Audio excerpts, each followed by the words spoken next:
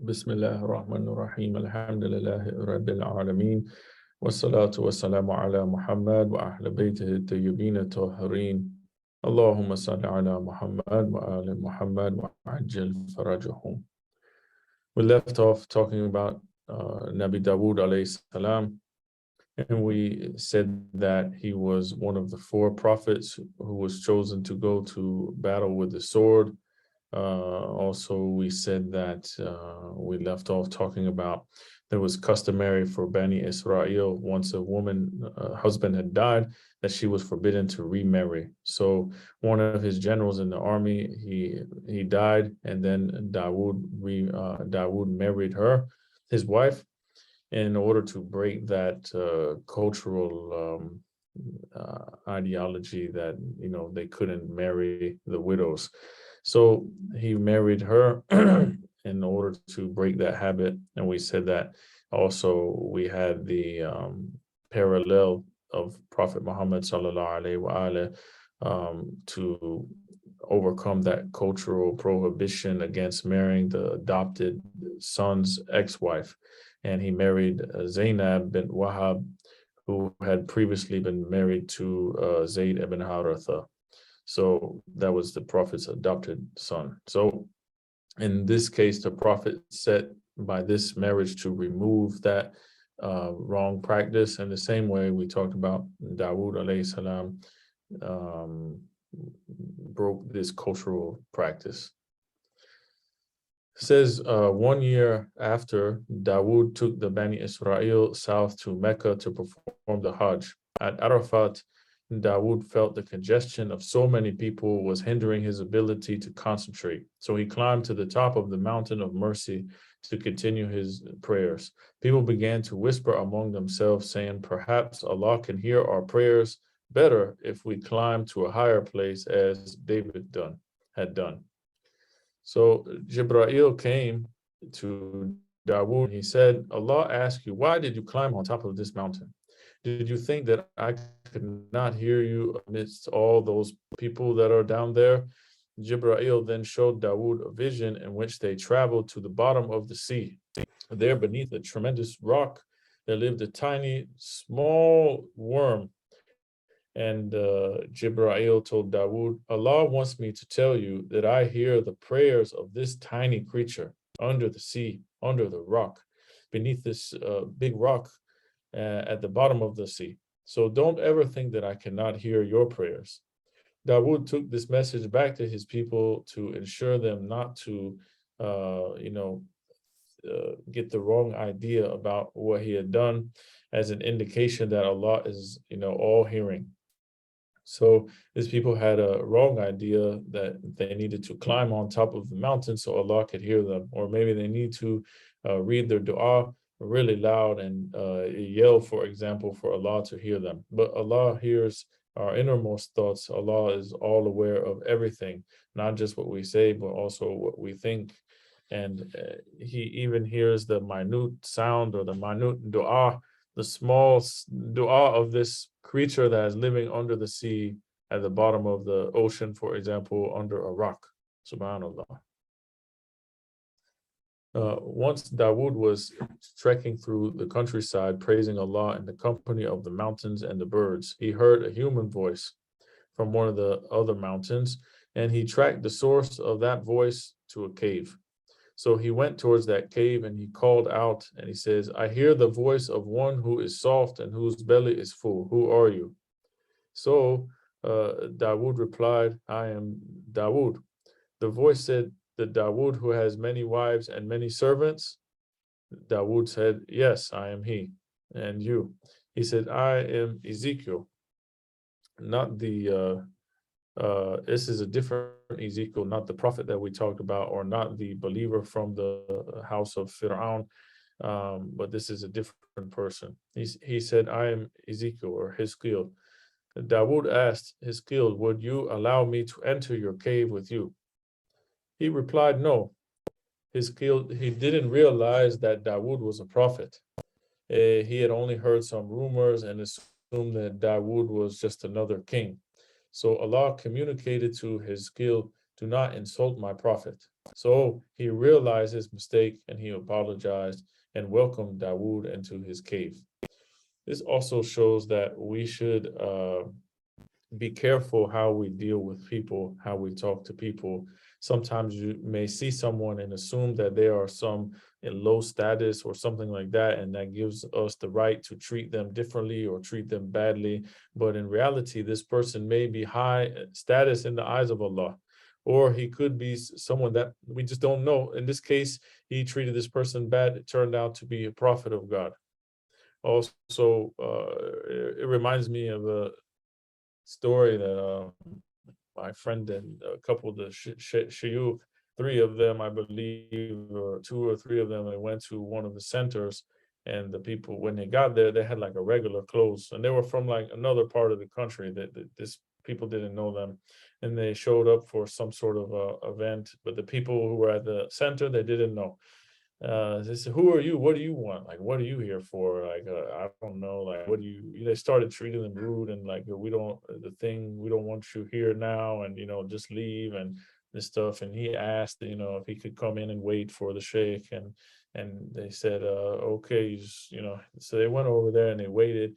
And the person speaking to them was very rude. He said, and then later that night, the person was coming around and they were handing out chai, and then they saw those three people that they were rude to were shuyukh, had Amama and all of their stuff, and then they got very ashamed and very embarrassed about what they had done. But the shuyukh, they didn't say anything to them, or but be like, "Oh, now you changed," or something like that. But it just shows that we have to be careful who we are, we have to be careful to treat everyone fairly, everyone justly, not to oppress anyone, not to say anything bad to other people, because who knows who that person is. Imagine if you were rude and that person turned out to be one of the servants of the Imam Mahdi, Ajallah Ta'ala Farajahu Sharif, one of those close to Imam Zaman. Or imagine even worse than that, your imam came to help you and you didn't realize it was the imam, which is happens in most of the cases that we read about.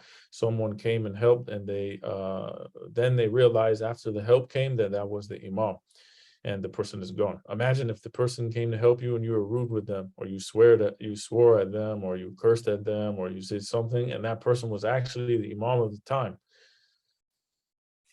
So we have to be careful who just treat everyone good and respectful.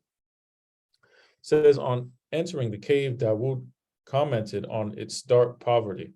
Ezekiel replied, "Neither am I in true hardship as long as I am not in hellfire, nor are you in true ease as long as you are not in paradise." Meaning that the ease and hardship of this world are insignificant compared to the ease and the hardship of the hereafter. These are just a temporary thing, that a glimpse or a snippet of what could come in the hereafter. The punishments will be much worse in the hereafter, and the benefit or the thawab or the rewards would be so much more than anything we can imagine from this place. Dawud asked him, "Have you ever felt tempted by worldly pleasures?" Ezekiel replied that he had. And Dawud asked, "What did you do to overcome your desire?" So Ezekiel said, "I go into this gorge you see below and contemplate on what is to be found there." Dawud took his advice and wandered into the gorge. There he found an ancient iron structure, rusted and deteriorating. Upon that there was a skull laying in a full skeleton. Affixed to it was a sign that read, "I am Arwas Salam. I ruled for many years. I built many cities, and I married many women. Yet in the end, the bare earth has become my bed, a stone my pillow, and worms and snakes my neighbors. He who sees me should never allow himself to be fooled or tempted or beguiled by this temporal world." So we see that the end of everyone is death, that even though someone may have many things, all of that will come to an end in some point in time, and that this is not the end game of, the end result what people are after. They shouldn't just seek after this world alone, but we should use this world as a stepping stone, as a to help us and make good investments in this world towards the hereafter. About those that are solely focused on this world while neglecting the hereafter is Imam Hadi alayhi salam addresses Mutawakkil Abbasi about this type of people. He was the 10th tyrant ruler of Abbasids. And Imam Hadi alayhi salam recited these lines of poetry in front of that king or that ruler. He said, they made lofty and high peaks their residence and permanently stationed armed guards to watch them. But none of those could stop death from approaching them.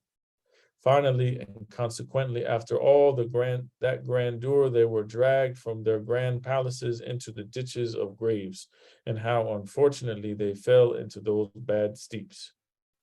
After the burial, the voice of the caller of Allah was raised, saying, where did those decorations, crowns, and all those nice things go? Where did those wealthy and luxurious faces in front of whom curtains were hung and placed to go? At the time of their being questioned, the grave answers eloquently, these are the faces which are presently the attacking spot of the worms and the insects. They ate and drank for a long time all that they wished, and right now they are themselves being eaten. For ages they built houses to dwell in, but they got separated and away from those houses and transferred to another place. They had been accumulating riches and wealth for a long time, but now they are dispersed. They dispersed all of that wealth amongst their enemies, and then they departed. Imam Hadi alayhi salam shows the true reality of this world. That reminds me of a story of Bahlul, the companion of the Imam Sadiq alayhi salam, has many interesting stories. One day he let out all of the inmates in the jails. He unlocked all of them, and then the king came after them and said that he had to bring all of those people back or he would punish them. So he said, I'll take you to a place and we'll wait on them there. They will all come to that place. And Bahlul went and sat in the cemetery. And he said, no matter who is alive now, they will all come and meet in this place. Their end will come to this cemetery, to make one think of the death. So we shouldn't, be amazed at what people have or what people amass in this life. And we should use these thoughts of death, thoughts of the hereafter, to, as Ezekiel said, that he overcame his desire by going and seeing the end of these kings and these rich people and those who disbelieved in Allah, that they met this type of end. And that if we as believers, we use our time instead of amassing wealth to amass good deeds, then we'll be in a good situation in the hereafter. And there's nothing wrong with getting money. Money is needed for one's livelihood, or a person gets a lot of money, perhaps they could use it in a good way to help orphans, to build schools, to build hospitals, to build houses, for example, or publish books, or many things, distribute Qurans. There's so many good things that someone can do with their money, and then they're using that money to gain thawab. So it's just a tool for them, but it's not something that they are greedy over and just want to hoard and not use it and just save it all for some time. Eventually they will die. So it's better to use these money in our lifetime. It says, once Dawud was sitting with a young man who used to frequent his company and sit quietly awaiting Dawud's wisdom. The angel of death appeared before Dawud and greeted him. Then he turned toward the young man. Dawud asked him, why do you look at him? The angel of death said, I have been ordered to take his soul after 7 days in this very place.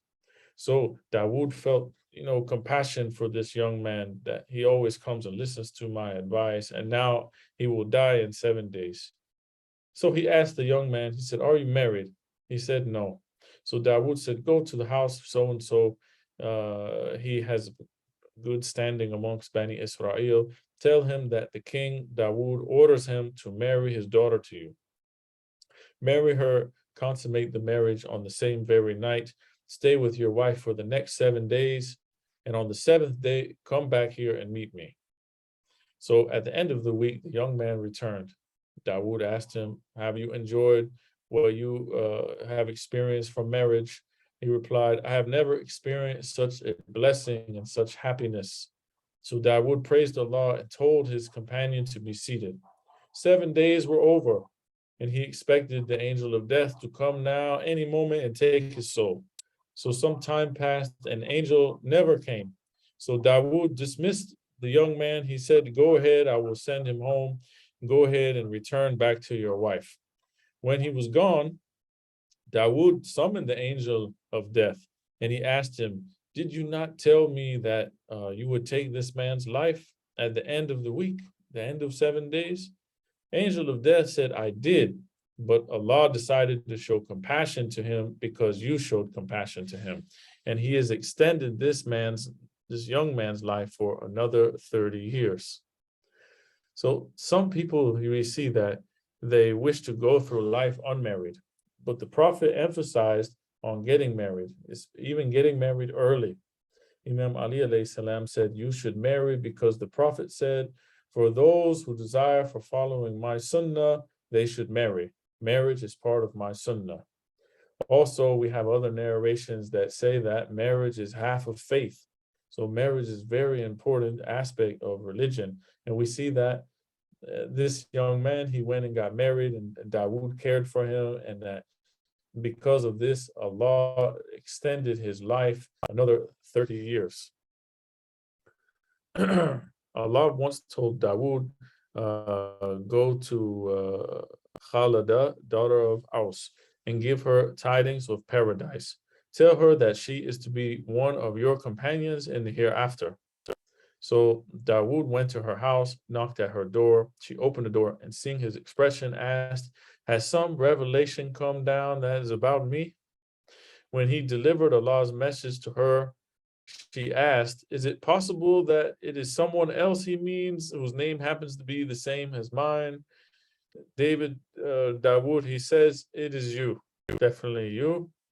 She said, Ya Nabi Allah, I don't doubt what you say, but I don't know what type of quality paradise I'll be your companion in paradise. What have I done? I haven't done anything special to get that, reward. Imagine someone come and tell us, you will be in Jannah and you will be in the station and the companion of Rasulullah. We'll be the same way. What in the world have I done to deserve to be next to Rasulullah? I have done nothing. All our deeds that we have done are nothing really. And we should always feel like what we have done is not enough. We shouldn't be like the one who says, oh, I know I've been waiting for you. I know I should have been here, that I should be in this station. No, we should always feel that what we have done, no matter how much we have done, is nothing in the way of Allah and the praise of Allah. We can never praise Allah as much as he deserves to be praised. So Dawood told her, just tell me about yourself. She said, no pain has ever afflicted me, nor harm, nor need, nor hunger of any kind, but I have endured it without asking Allah to deliver me from it. I always wait until he himself chooses to give me relief. And I thank him for everything and I praise him. The footnote here, it says one level of trust in Allah dictates that we ask only him for our needs. Another higher level of trust dictates that we do not even ask Allah for our needs, but just simply trust that he in his wisdom will fulfill them when and how he deems best. Khalida possessed this ultimate level of trust, which is reminiscent of Ibrahim's trust in Allah when he was about to be thrown into the fire. Remember, he didn't ask anyone for help. Even Angel Jibreel came to Ibrahim alayhi salam and said, do you need anything from me? He said, no, not from you. The one who I need it from, he knows my situation, he knows my need, and he will help me. So this is a different level of this type of trust. Dawud said, "It is because of this quality that you have reached such a station." Once Dawud alayhi salam, he came to know about someone who was pious. He was very impressed, but Allah told him, "Don't be impressed with him, for he is like showing off in his piety." When this man died, Dawud refused to attend his funeral. However, 50 men attended, who each testified that they witnessed nothing but good from the deceased. Following his burial, Allah asked Dawud, "Why did you not attend this man's funeral?" Dawud answered, "Because of what you told me about him." Allah said, "Notwithstanding his ostentation, when 50 people testified to his righteousness, I accepted their testimony and I forgave them. I forgave him of what I knew of him." In this way, Allah wished to teach Dawud the importance of keeping one's flaws hidden from the other. Though the deceased deeds were not good, his ability to keep his flaws hidden was, and for this, Allah was willing to forgive him of those flaws. So sins, they have different impacts when they are done privately versus publicly. When one sin is private, it only affects himself. But when he sins openly without shame, it affects the whole of society and it leads to the normalization of that sin. Unfortunately, this is what has happened over time in the Muslim countries, which has led to them sinning openly without any concern for the hereafter. Give example, maybe in one point in time, drinking alcohol was done but privately, and someone drank alcohol in their home, and they were ashamed to come outside and drink alcohol because of what people would think of them, and they didn't want anyone to know that they were sinning. They feared Allah enough not to do it openly. They still didn't fear Allah because they were doing it, but they didn't want to bring it out in the open. Also, later, maybe they started coming outside in their yard and the neighbors started seeing them, and then that other neighbor started joining them, and then that neighborhood all started drinking, and then it got normal on that part of town, and then they started opening restaurants with alcohol, everyone drinking alcohol outside. No one cares because they all got normalized, and no one did amr bil ma'ruf wa nahi anil munkar, and then that sin became normal. So when one hides their sin, it has less of effect of corruption on society. It only affects that one person. But doing the sin openly without shame can corrupt the whole society. And those who follow that person in that sin, they also receive, the one who initiated it receives the sins of multiplied for misleading other people. The next thing he talks about, the city of Ayla was a fishing community on the Red Sea coast. It was named after a descendant of Ibrahim alayhi salam, and they were blessed with a lot of good things. Each day the tides would bring fresh fish into the water and into their harbor and allow them to easily catch fish as much as they wanted to. With time, their economy got strong and they needed more fish, and Jewish law forbade them to fish on the Sabbath. They couldn't do anything on Sabbath. Torah says, "Do not transgress the sanctity of the Sabbath. Hereafter, if anyone observes the Sabbath and does not allow himself to break it out of fear of Allah, Allah will admit him to paradise. But if anyone takes this prohibition lightly and deems it lawful to do work on the Sabbath, though Allah has prohibited on that day, Allah will cast him in the hellfire." So the citizens of this place, they were followers of Musa's law. They observed the Sabbath. They didn't fish from dusk on Friday until early Sunday. But the temptation got to them that they wanted to increase their fish so they could increase their wealth. They felt that they could gain a good economic advantage if they fished 7 days a week instead of only 6. They became greedy. They said 6 days not enough. We're going to work on this other day. So a small group of the righteous and devout individuals, they did nahi anil munkar. They told them, no, we shouldn't do that. Allah says, don't fish on this day, don't do anything on the Sabbath. They have to observe the Sabbath as they were commanded them, and they reminded them that Allah's threat to throw them into the hellfire if they transgressed. So they advised them that no economic advantage could justify defying Allah's laws. So a lot of times greed compels the person to go after haram wealth. Then the doubt comes in one's mind. They say, how can I survive? For example, they have a restaurant. How can I survive if I don't sell alcohol? No one will come. If I don't put music and allow them to dance and have a good time, no one will come. How can I afford to sell only halal meat? Halal meat is much more expensive than haram meat. I could just sell haram meat and make so much more profit. I could make so much more money doing that. So we have to remember this key phrase that there is no economic advantage can justify defying Allah's laws. So we must obey Allah's commandments and not disregard them in order to chase some money. As Allah is our Razak, He is the one who gives sustenance, and He does not want us to commit haram to get more sustenance. Seeing the weakness and latent corruption of these peoples in this city, Allah decided to test their observance of the Sabbath. He made the fish come to them in clear sight only on the Sabbath. All the fish would come on Sabbath and they would leave on the other days. On the other days of the week, they did not observe the Sabbath. No fish came. For a few weeks, they endured it and they maintained the Sabbath, but eventually they could not resist the temptation anymore. During the week before the Sabbath was on them again, they dug trenches leading from the high tide mark into a large spillover holding pond. On Friday afternoon, they opened the gates to the trenches and then they went about their Sabbath rituals. The next day, as the tide rose, the fish teemed, the fish-laden waters poured into the trenches and spilled over into the holding ponds.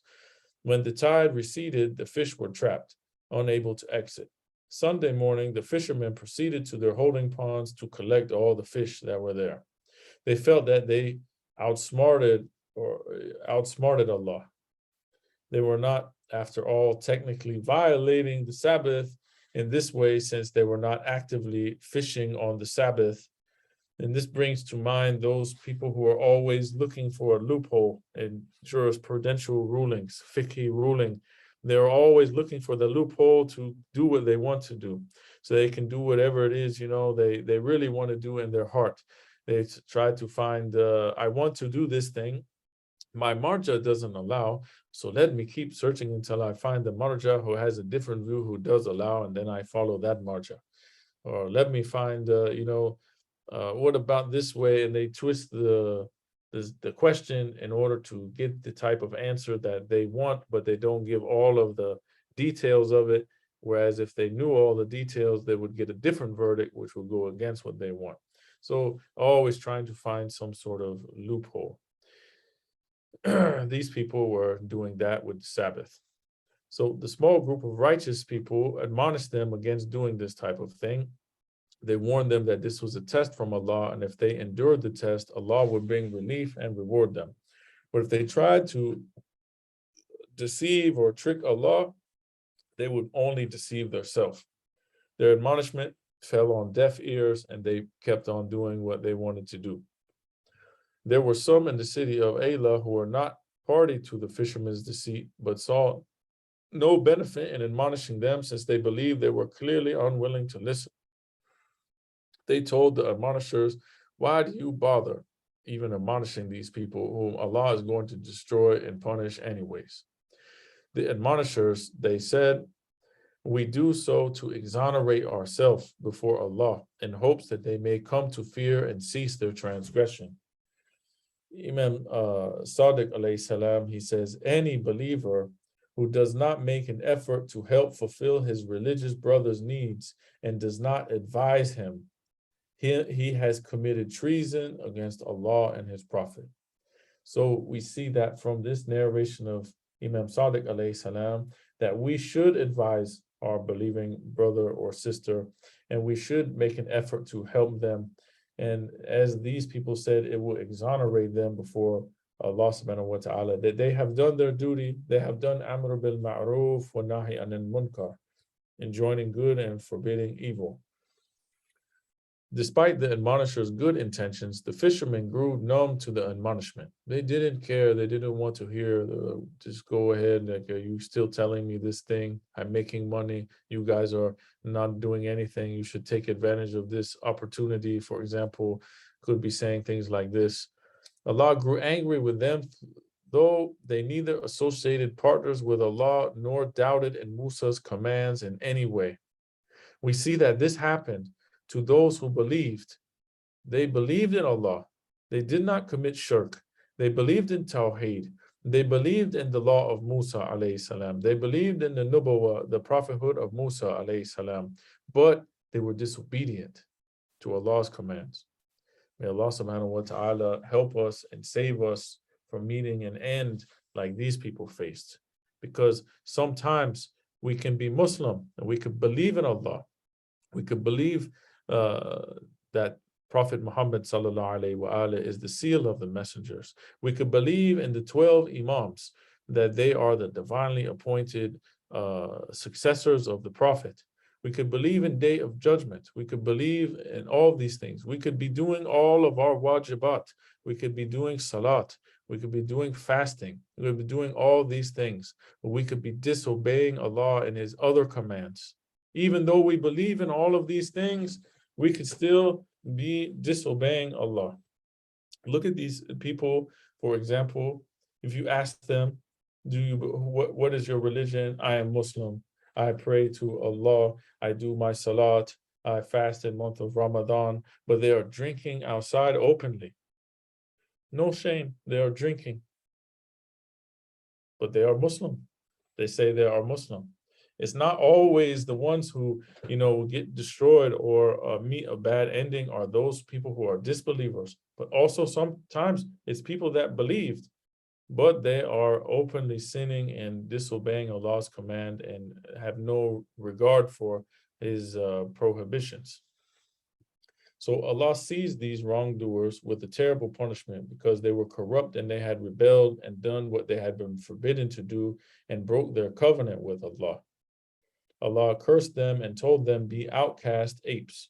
All of the fishermen who had violated the Sabbath, along with their families who supported them, Allah transformed them into apes. For 3 days they neither ate nor drank, and on the third day they perished.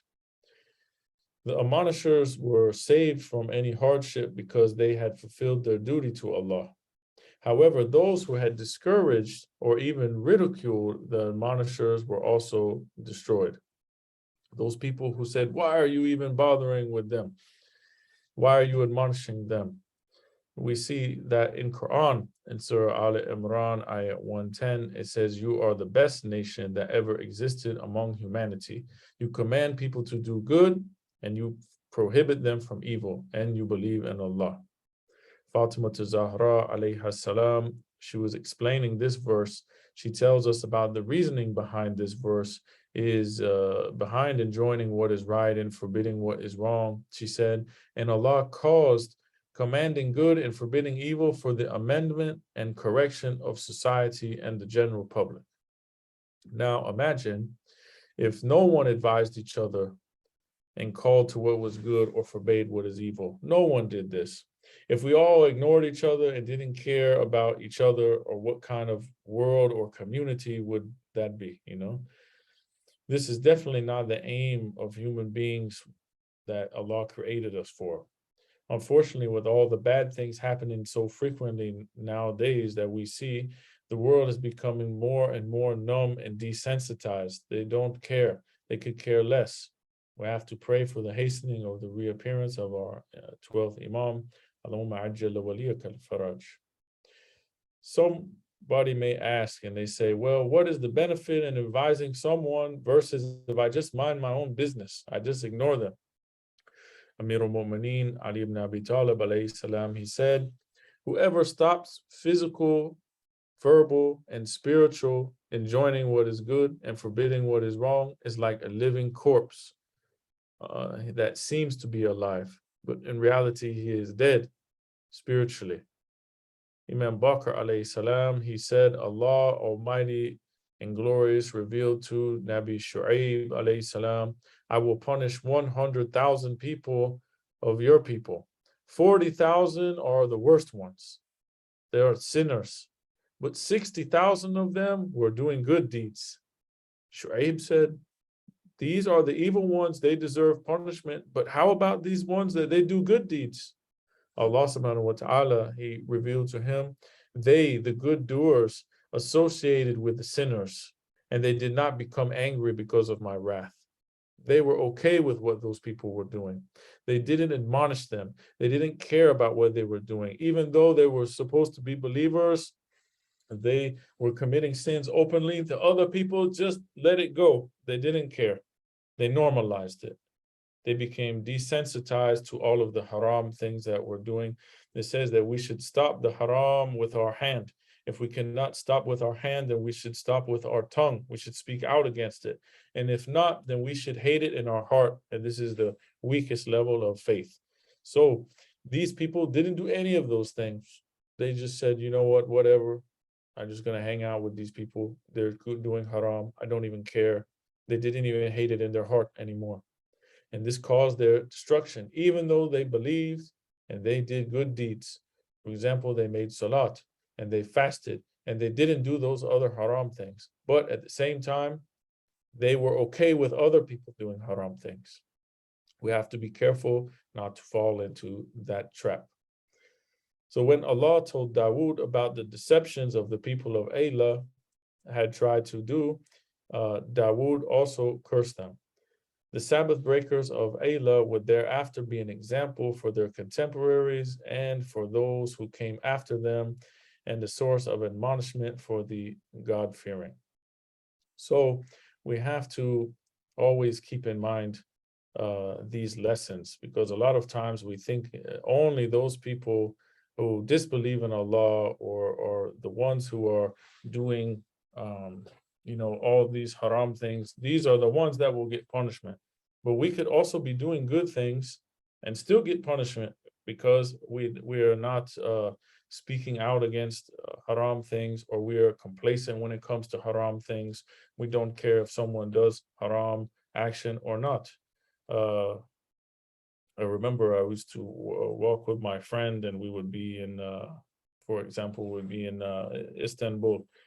I have a lot of alcohol and like bars and things that outside, and there's always someone they hire outside to call you in.